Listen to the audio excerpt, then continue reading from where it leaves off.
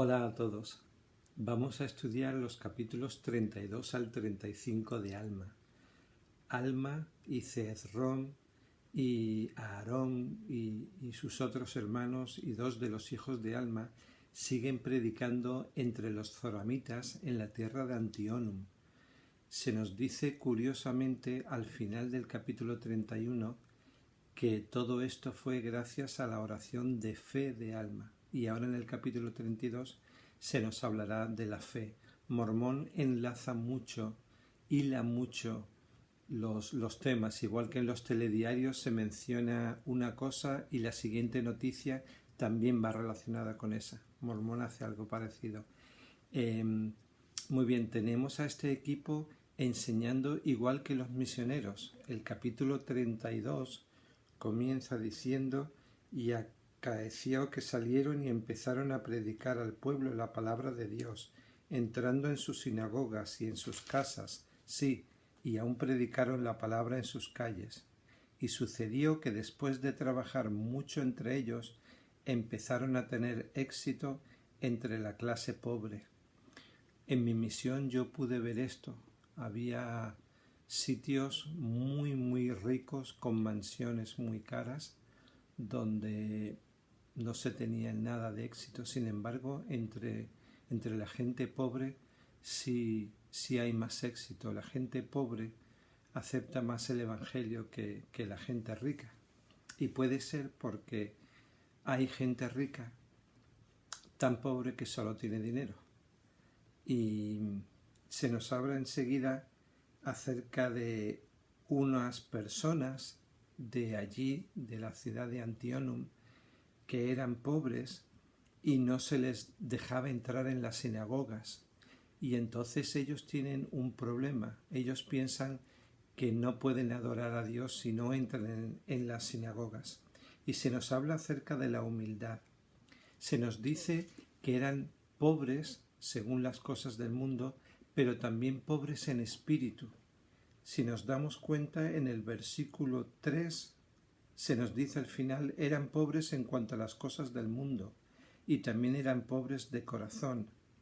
Al final del versículo 4 se nos dice que eran pobres de corazón a causa de su pobreza en cuanto a las cosas del mundo.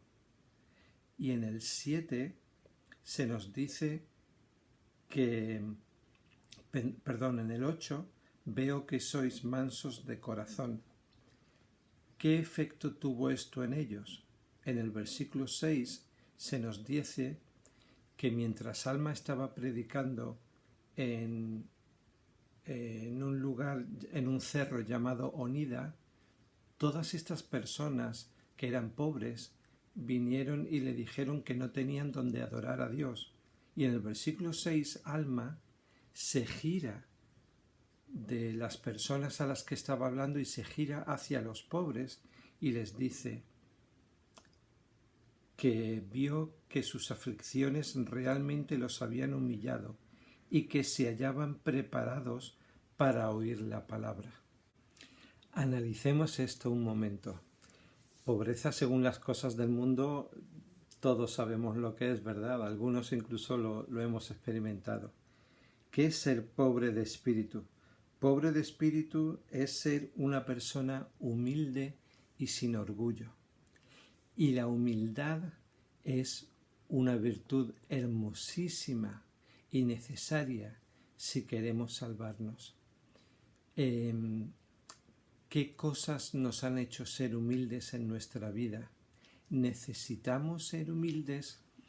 No hace mucho meditaba sobre esto y pensaba: quizás el Señor a veces sabe que necesitamos pasar por alguna dificultad, perder un empleo, perder a un ser querido, otro tipo de experiencias duras, para ser humildes, porque esta humildad va a ser buena para nosotros. El Señor no quiere que suframos. Quizás el Señor a veces piensa: por favor, no, que no sea necesario que pases por esto. Sé humilde sin tener que enviarte a esta prueba tan dura. Pero a veces necesitamos que nos humillen. A veces necesitamos alguna experiencia que nos haga ser humildes. ¿Cuál es la vuestra? ¿Qué experiencia habéis tenido que os ha hecho ser humilde? En la lección de Ven, sígueme hay un par de citas muy bonitas. Una de ellas es del libro Leales a la Fe y dice: ser humilde es reconocer con agradecimiento tu dependencia del Señor y comprender que tienes la necesidad constante de recibir su apoyo. No es señal de debilidad, de timidez ni de temor, sino una indicación de que sabes de dónde proviene tu verdadera fortaleza. Y Elder Quentin L. Cook, del Quórum de los 12 Apóstoles, explicó en una conferencia general: cuando realmente contemplamos a Dios el Padre y a Cristo el Hijo, quiénes son y qué han hecho por nosotros, eso nos llena de reverencia, asombro, gratitud y humildad. La humildad también incluye ser agradecidos por nuestras abundantes bendiciones y ayuda divina. La humildad no es un gran logro identificable ni tampoco superar algún gran desafío. Es una señal de fortaleza espiritual. Es tener la serena confianza de que día a día y hora tras hora podemos confiar en el Señor, servirle y lograr sus propósitos. Hay una cosa me parece muy interesante, sobre todo en los días en los que estamos viviendo.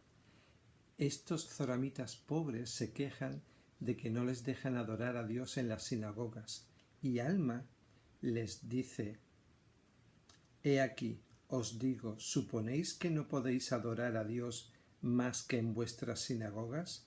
Y además quisiera preguntar: ¿suponéis que no debéis adorar a Dios sino una vez por semana? Recordaremos que los zoramitas en el Rameumton adoraban a Dios y hablaban de Dios solo una vez por semana y luego durante el resto de semana no lo hacía. Muy bien, ahora durante la pandemia, ahora que hemos sido confinados, que todavía no podemos reunirnos en la iglesia, pregunto yo eso: ¿suponéis que no podéis adorar a Dios sino en la capilla, en el centro de reuniones? Las reuniones de la iglesia deberían ser solamente el broche final de toda una semana adorando a Dios, hablando de Dios, ministrando a nuestros hermanos, compartiendo el Evangelio, trayendo salvación a los muertos mediante la obra de historia familiar y templo. Cuando tenemos la clase de escuela dominical, ahí deberíamos hablar de lo que hemos aprendido durante la semana. Como nos dijo el presidente Nelson, se vive el Evangelio en el hogar con el apoyo de la Iglesia y no al revés. Alma enseñó a estos zoramitas pobres que una forma de adorar fuera de un entorno formal de 4 paredes es ejercer la fe en Jesucristo y cultivar esa fe. Pero hay algo interesante. Se nos habla en el versículo 21 que la fe no es tener un conocimiento perfecto de las cosas, de modo que si tenéis fe, tenéis esperanza en cosas que no se ven y que son verdaderas. Pero, ¿realmente de qué nos está hablando este capítulo? Evidentemente menciona la fe, y sabéis que se habla de un experimento y se nos habla acerca de una semilla y de ciertas cosas que son interesantísimas. Entonces, en el versículo 26, Alma les dice: mirad, yo sé que vosotros, muchos de vosotros seríais humildes incluso si no os obligaran a ello. Y quiero deciros cómo podéis saber si lo que yo os hablo, las palabras de Jesucristo, o incluso acerca del mismo Jesucristo, si es verdad. El versículo 26 dice: pues como dije acerca de la fe, que no era un conocimiento perfecto, así es con mis palabras. No podéis al principio saber a la perfección acerca de su veracidad. así como tampoco la fe es un conocimiento perfecto. Este capítulo va acerca de las palabras de Cristo. Este capítulo va acerca de tener fe en Jesucristo, acerca de creer en Jesucristo. Y nosotros podemos decir, yo quisiera creer, yo quisiera tener un testimonio, pero es que no sé cómo hacerlo. Hay investigadores, personas que empiezan a conocer la Iglesia y no saben por dónde empezar. Y es aquí Alma donde dice que podemos realizar un experimento. Entonces, en el 27 nos dice cómo empezar con esto. Si despertáis y aviváis vuestras facultades hasta experimentar con mis palabras y ejercitáis un poco de fe, sí, aunque no sea más que un deseo de creer, dejad que este deseo obre en vosotros, sí, hasta creer de tal modo que deis cabida a una porción de mis palabras. Tony, ¿cómo puedo tener un testimonio de esto? Tony, ¿cómo puedo saber si lo que me enseñan los misioneros es verdad? Pues aquí está la clave. ¿Te gustaría creer? Todavía no crees, pero ¿te gustaría algún día creer? Sí, claro, ese es mi deseo. Vale, pues ya has empezado. Solamente el querer tener un testimonio, solamente el decir algún día me gustaría creer, algún día me gustaría saber que la ley del diezmo es una ley divina, que la Iglesia de Jesucristo de los santos de los últimos días ha sido restaurada de nuevo por Jesucristo a través de sus profetas. Todavía no lo sé, pero me gustaría, tengo el deseo de creer. Ya has empezado, ya con eso vale. Y entonces se nos dice cómo debemos dar cabida a esta semilla en nuestro corazón, que es la palabra, que es el Evangelio, y que al fin y al cabo es Jesucristo mismo. Tenemos que nutrir esa semilla. ¿Y cómo lo hacemos? Todos lo sabemos. Tengo un buen amigo, miembro de la Iglesia, Juanma. Él durante la pandemia decidió cumplir absolutamente con todos los requisitos. Iba una vez por semana a comprar y se quedó en casa y cumplió estrictamente. Él fue beneficiado, sus padres también fueron beneficiados, ya que les visitó lo estrictamente necesario. Él es un gran hombre, es un ejemplo para mí. Así nosotros debemos guardar los mandamientos si queremos saber si son verdaderos, ¿verdad? Y tenemos que ir a la fuente para saber si estas cosas son verdaderas, no a la fuente de aguas sucias. Si yo quiero saber acerca de Jesucristo, ¿a quién le preguntaría? ¿A Pedro el apóstol o a Judas el traidor? No vayáis a internet a mirar cosas que son antimormonas. Ir a internet a mirar cosas que son mormonas, a mirar que son cosas de la Iglesia de Jesucristo, para saber ir a las Escrituras, ir al Padre Celestial. Esa es la fuente. Así es como nutrimos la semilla. Y entonces, si sentimos que hay algo bueno que está pasando ahí, dejad que eso crezca hasta que la semilla eche raíces. Pero el terreno tiene que ser bueno. Y entonces se convertirá en un árbol. Pero ojo, nosotros habitualmente no plantamos algo solamente para ver que sale un pequeño brote. Plantamos para ver que haya una planta, una flor, incluso un árbol con fruto. Esa es la meta, que al final dé fruto. ¿Y cuál es el fruto?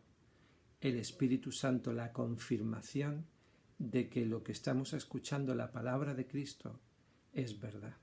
Dije antes que el equipo de misioneros estuvieron enseñando en las sinagogas y en las casas, igual que hacen los misioneros. Otra cosa muy típica de los misioneros también las vemos en el capítulo 34, por ejemplo. Hemos visto que Alma ha enseñado acerca de dónde orar, dónde adorar a Dios, que es en cualquier sitio, ¿verdad? Se nos mencionan a profetas como Zenós, como Zenoc, que hablaron también acerca de estas cosas.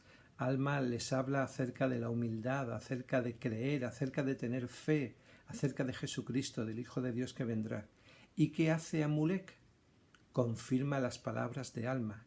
Si estudiáis detenidamente estos capítulos 32, 33 y 34, veréis que lo que hace Amulek es enseñar exactamente acerca de las mismas cosas que ha enseñado Alma, pero con otras palabras. Así vemos, por ejemplo, que en el versículo 9 del capítulo 34, Amulek les dice: porque es necesario que se realice una expiación, pues según el gran plan del Dios eterno, debe efectuarse una expiación, o de lo contrario, todo el género humano inevitablemente debe perecer. Sí, todos se han endurecido, sí, todos han caído y están perdidos, y de no ser por la expiación que es necesario que se haga, deben perecer, porque es preciso que haya un gran y postrer sacrificio, sí, no un sacrificio de hombre, ni de bestia, ni de ningún género de ave, pues no será un sacrificio humano, sino debe ser un sacrificio infinito y eterno. Y no hay hombre alguno que sacrifique su propia sangre, la cual expíe los pecados de otro. Y si un hombre mata, he aquí, ¿tomará nuestra ley que es justa la vida de su hermano? Os digo que no, sino que la ley exige la vida de aquel que ha cometido homicidio. Por tanto, no hay nada, a no ser una expiación infinita que responda por los pecados del mundo. De modo que es menester que haya un gran y postrer sacrificio. Mira. Y entonces se pondrá, o será preciso que se ponga, fin al derramamiento de sangre. Entonces quedará cumplida la ley de Moisés, sí, será totalmente cumplida, sin faltar ni una jota ni una tilde, y nada se habrá perdido. Y he aquí, este es el significado entero de la ley, pues todo ápice señala ese gran y postrer sacrificio, y ese gran y postrer sacrificio será el Hijo de Dios, sí, infinito y eterno. Entonces, ¿de qué se nos está hablando en estos capítulos? De tener fe en qué? En la palabra de salvación, que son las palabras de Jesucristo, que son Jesucristo mismo. Estos capítulos, igual que todo el libro de Mormón, se centran en Jesucristo y en su sacrificio expiatorio. Curioso que se nos diga que la expiación debe ser infinita. ¿Por qué se nos dice que es infinita? Tenemos algunas escrituras que nos hablan acerca de ello. Y también se nos dice que es infinita porque es una expiación que abarca el pasado, el presente, el futuro. Da respuesta a la realidad más universal que hay, que afecta a todos, la muerte. Es infinita porque afecta a todos los mundos creados por el Señor. Y es infinita porque el Señor mismo es infinito. ¿Habéis visto que dice Amulek que no debe ser un sacrificio de hombre, un sacrificio humano? Jesucristo no fue un hombre. Él era el Hijo de Dios. Que todo se centra en Jesucristo. Toda nuestra vida se debe centrar en Jesucristo. Debemos tener fe en su palabra. Debemos tener fe en las Escrituras. Y esto se aplica, este experimento se aplica a cualquier principio del Evangelio. Pensad, por favor, hoy individualmente o en familia, algún principio, algún mandamiento, alguna ley de la que no tengáis un testimonio. Ya hemos visto que se empieza por querer creer. Muy bien, ya queremos creer, pues entonces empecemos con el experimento. ¿Qué es la ley del diezmo? ¿Qué es la palabra de sabiduría? Empezad a cumplirla y poner la palabra a prueba. Yo os testifico en el nombre de Jesucristo que el experimento puede traeros grandes bendiciones. Si hacéis lo que Él os dice, entonces veréis si lo que Él os dice es verdad o no. Y yo os testifico que la expiación de Jesucristo ocurrió, que es una expiación infinita, que Él ha traído salvación con sus alas, que es el Hijo de Dios, que podemos adorar al Padre Celestial y que debemos adorarle en cualquier sitio, en cualquier lugar, en cualquier momento, no solamente los domingos, no solamente un día a la semana. Gracias por vuestro ejemplo. Gracias por los comentarios que me ponéis y que tanto me animan. Gracias por ver estos vídeos, porque solamente eso ya es una muestra de que deseáis lo bueno. En el nombre de Jesucristo. Amén.